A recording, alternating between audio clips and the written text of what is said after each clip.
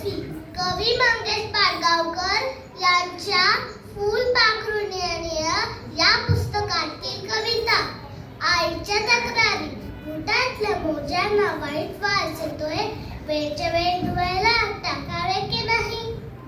न सांगता डब्यातून चिवडा लाडू घेतले, झाकण लावून डब्याने झाकावे की नाही. सगळीकडे पुस्तकं पहा पसरून ठेवली, आपलं दप्तर व्यवस्थित भरावं की नाही.